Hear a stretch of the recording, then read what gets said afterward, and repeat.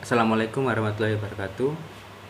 Perkenalkan, nama saya Darmawan Hidayat dari Teknik Industri angkatan 2017 kelas C pagi Universitas Pagera di Bona, Surabaya. NIM 17370043. Di sini saya akan mempresentasikan tugas saya yang minggu lalu tentang indikator keberhasilan sistem informasi yang dibangun, dikembangkan dan dibedakan.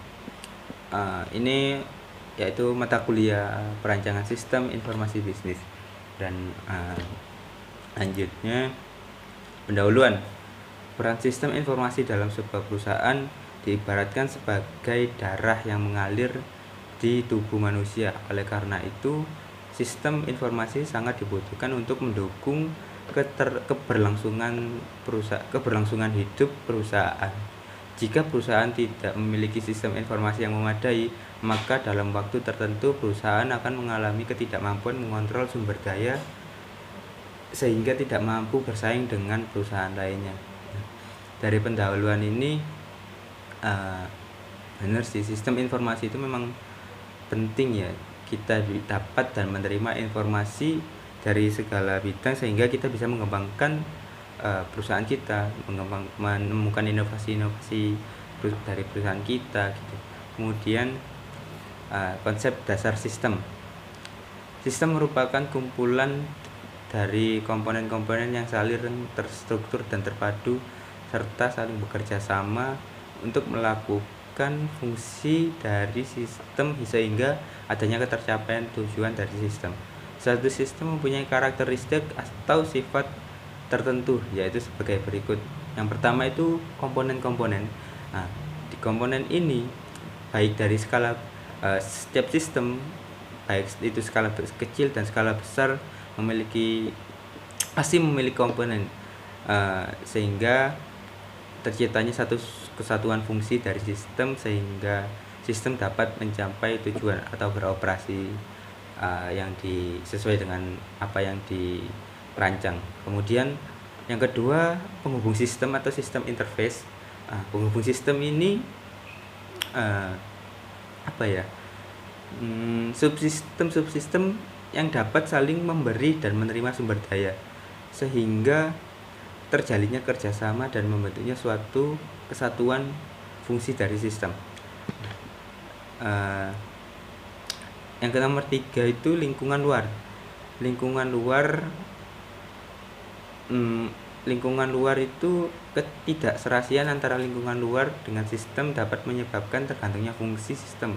Oleh karena itu harus senantiasa terciptanya keharmonisan antara sistem dengan lingkungan luarnya.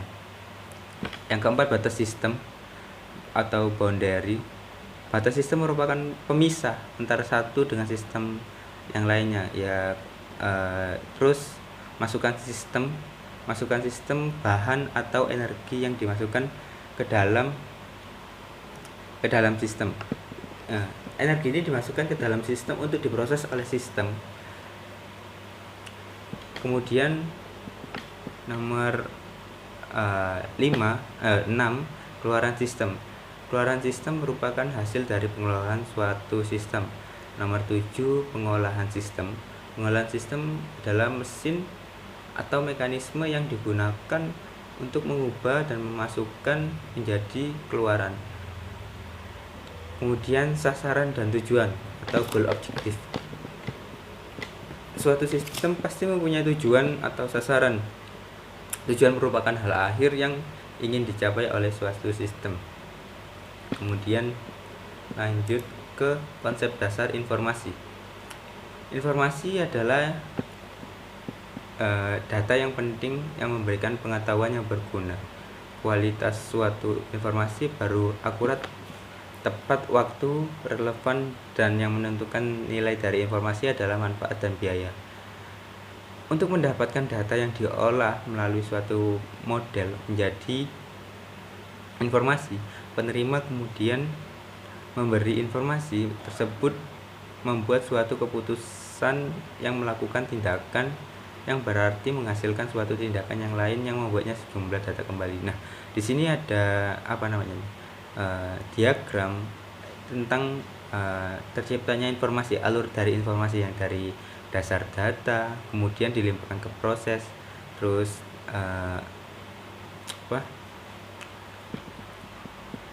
output, kemudian dilewatkan lagi ke penerima, setelah ke penerima keputus tindakan, hasil tindakan, data, input data, dan proses, kemudian kembali lagi ke dasar data. Seperti itu, siklusnya seperti itu terus. Itu tadi siklus informasi. Kemudian informasi agar bermanfaat harus memiliki kualitas sebagai berikut: relevan, ya menambah pengetahuan lah, penting, dan bahasa sekarang itu berfaedah gitu, dapat dipercaya. Nah ya, bebas dari kesalahan hoax itu, dan lengkap, tidak menghilangkan data pentingnya yang dibutuhkan oleh para pembaca. Kemudian tepat waktu, nah yaitu disajikan pada saat tepat untuk mempengaruhi. Jadi misal isu-isu yang misal COVID ini tadi kan, nah banyak pemerintah melakukan edukasi, pengenalan lah tentang gimana caranya mengatasi, mencegah COVID itu tertular. Nah itu contoh tepat waktu. Terus proses pembuatan keputusan, kemudian mudah dipahami. Nah berita yang bagus, banyak orang-orang yang mayoritas jarang suka untuk membaca. Nah dibutuhkanlah berita yang bagus, padat, singkat, jelas, kemudian dapat diuji kebenarannya. Ya itu tadi, memungkinkan memungkinkan meminimalisirkan konteks-konteks yang hoax atau kebohongan dari suatu berita tadi. Soalnya jika berita hoax itu tersebar, apalagi di era informasi yang sangat pesat ini ya, digital yang sangat pesat ini, dapat mempengaruhi, bahkan bisa sampai keutuhan bangsa. Nah kemudian pengertian sistem informasi. Sistem informasi merupakan sistem pembangkit informasi dengan integrasi yang dimiliki antara subsistem. Sistem informasi akan mampu menyediakan informasi yang berkualitas, tepat, cepat, dan akurat sesuai dengan manajemen yang membutuhkannya. Nah, ciri-ciri sistem informasi berikut. Ciri-ciri sistem informasi menurut Ardana dan Lukman. Satu kesatuan, ya, satu kesatuan organisasi, jadi kayak satu perusahaan gitu loh, satu nama. Kemudian bagian-bagian, ada manajemen, karyawan, pemangku ketinggian, ya, dan lain-lainnya lah, yang mengoperasikan sebuah perusahaan itu tadi. Terus terjalin erat, tercermin dalam bentuk hubungan interaksi, prosedur kerja antar manajemen. Keempat, manajemen mencapai tujuan untuk menghasilkan informasi yang berkualitas bagi manajemen dan pemangku kepentingan. Kemudian ke pelaku dan pengembangan sistem informasi. Menurut Azhar 2000, pelaku dan pengembangan sistem informasi ini terdiri dari 7 kelompok sebagai berikut. Yang pertama, pemakai. Nah, pada umumnya pemakai ini ada 3 jenis, yaitu operasional kan, terus kemudian pengawas, serta eksekutif. Yang kedua ada manajemen. Manajemen ini biasanya terdiri dari 3. Manajemen pemakai yang bertugas menangani pemakaian di mana sistem baru diterapkan. Yang kedua, manajemen sistem yang terlibat dalam pengembangan sistem itu sendiri. Serta ketiga, manajemen umum yang terlibat dalam strategi perencanaan sistem dan sistem pendukung pengambilan keputusan. Sistem pendukung pengambilan keputusan. Kemudian pemeriksa ukuran dan kerumitan sistem, ya kayak quality control lah gitulah ya. Terus kemudian penganalisa sistem. Penganalisa sistem merupakan bagian dari tim yang berfungsi mengembangkan sistem yang memiliki daya guna tinggi dan memenuhi pemakaian akhir. Fungsi-fungsinya antara lain ada fungsinya ya sebagai berikut: arkeolog, inovator, mediator, dan pimpinan proyek. Jadi penganalisa sistem ini bisa diimplementasikan dan digunakan untuk itu tadi: arkeolog, inovator, mediator, dan pimpinan proyek. Pendesainan sistem. Nah, pendesainan sistem ini hasil pengamatan dari sistem untuk mengembangkan teknologi yang dilakukan oleh dan direncanakan oleh programmer. Kemudian yang keenam, pelakunya itu tadi programmer. Programmer itu yang mengerjakan bentuk perencanaan suatu sistem yang telah diterima dari pendesainan itu. Jadi programmer yang mengoperasikan, yang membuat sistem tersebut. Kemudian personal pengoperasian. Personal pengoperasian ini bertugas dan bertanggung jawab di pusat komputer, misalnya jaringan keamanan, perangkat keras, keamanan perangkat lunak, pencetakan dan backup. Jadi mungkin ada alih-alih beberapa seperti tadi misalnya keamanan perangkat keras dan keamanan perangkat lunak. Jadi personal pengoperasian itu memang benar-benar harus terjaga supaya data-data informasi yang misal keamanan ya, data-data informasi yang ada di perusahaan itu tetap terjaga gitu ya, karena bisa diambil datanya oleh pihak yang tidak bertanggung jawab seperti hacker seperti itu. Kemudian model pengukuran keberhasilan sistem informasi. Menurut model pengukuran keberhasilan sistem informasi yang lain dikemukakan oleh William dan M. Byron R. McLean yang dikenal dengan DNMI Success Model, memberikan 6 dimensi keberhasilan sistem informasi akuntansi sebagai berikut. Nah, yang pertama sistem quality. Sistem quality ini sistem yang berkualitas dari kombinasi hardware dan software dalam sistem informasi. Fokusnya adalah performa dari sistem yang menunjukkan optimalnya sebuah perjalanannya sistem. Kemudian informasi quality atau kualitas informasi. Kualitas informasi merupakan output dari pengguna sistem informasi oleh pengguna user. Kemudian service quality atau kualitas pelayanan. Kualitas pelayanan ini merupakan pelayanan yang didapatkan pengguna dari pengembang sistem informasi. Layanan dapat berupa update sistem informasi dan respon dari pengembang jika informasi mengalami masalah. Kemudian user atau pengguna. Nah, pengguna ini mengacu pada seberapa sering pemakai sistem informasi. Jadi kita yang menciptakan sistem itu tersebut. Nah, user ini yang menggunakan. Jadi yang istilahnya kalau dalam buku yang menulis buku, kemudian user ini sebagai pembaca buku atau penikmat buku itu tersebut. Kemudian net benefit, manfaat bersih. Manfaat bersih impact merupakan impact keberadaan dan pemakaian sistem informasi terhadap kualitas kerja individual maupun organisasi, termasuk di dalamnya produktivitas, meningkatnya pengetahuan, dan mengurangi lama waktu mencari informasi. Nah, kemudian faktor yang mempengaruhi keberhasilan dan kegagalan sistem informasi. Biasanya A. Masalah pokok sistem informasi. Terdapat faktor penyebab munculnya masalah pada sistem informasi. Faktor tersebut dapat bersifat teknis dan non-teknis. Faktor-faktor tersebut yang pertama itu desain. Faktor kegagalan itu desain. Kadang orang-orang atau user yang melihat atau mengakses, jika sebuah sistem informasi itu desainnya kurang menarik, mereka biasanya akan men-skip ya, melewati sistem itu tadi. Kemudian data dalam sistem mempunyai tingkat ketidakkonsistenan yang tinggi. Informasi dalam bidang-bidang tertentu bahkan membingungkan atau tidak ditunjukkan secara tepat untuk tujuan-tujuan bisnis. Kemudian biaya ya.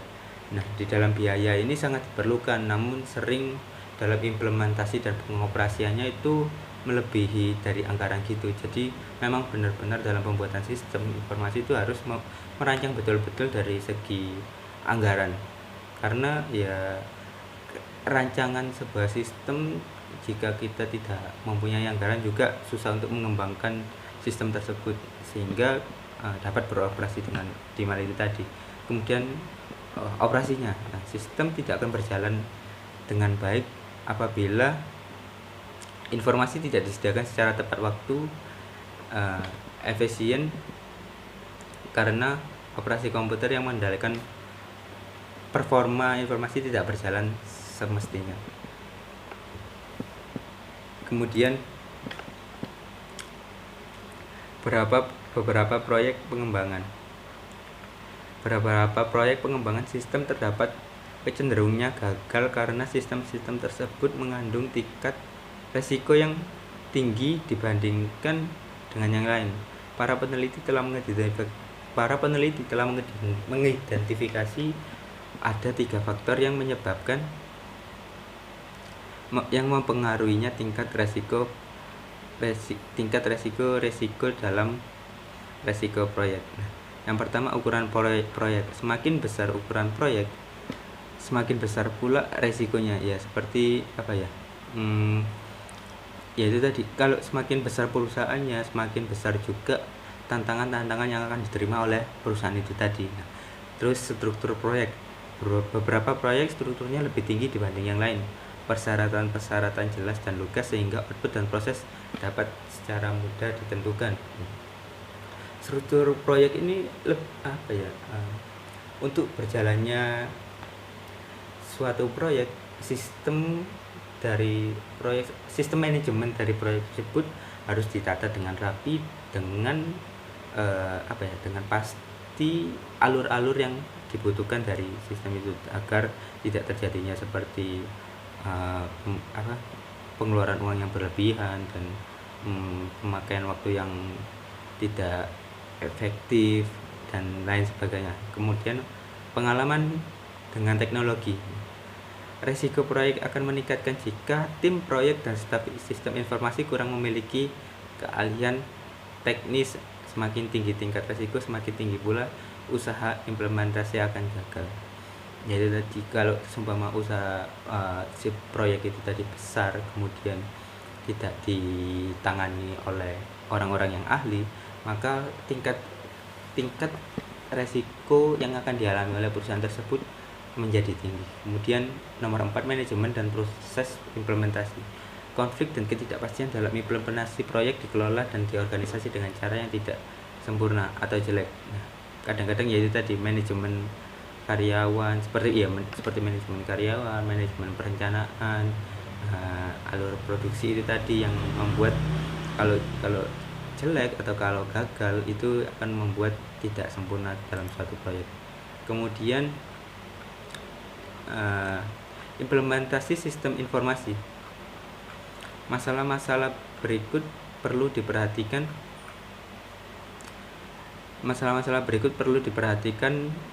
secara khusus dalam setiap tahap membahas sistem ketika proses implementasi dikelola oleh secara tidak sempurna. Di sini nih implementasi sistem informasi itu mendapatkan masalah-masalah berikut. Oke, skip ya bagian itu. Oke, 9 menit.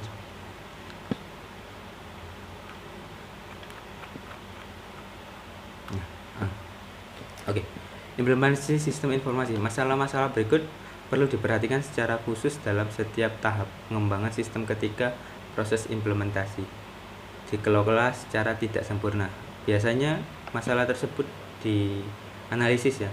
Contohnya seperti waktu, uang dan sumber waktu yang diperlukan perencanaan, penempatan staf pada proyek yang tidak tepat, beberapa rekrutmen dan lain sebagainya, dan bisa kalian baca di PPT saya. Kemudian di desain ada kurang lebih 4 lah. Pengguna tidak memiliki tanggung jawab, sistem didesain hanya untuk melayani kebutuhan saat ini, tidak ada perkembangan dan update gitu.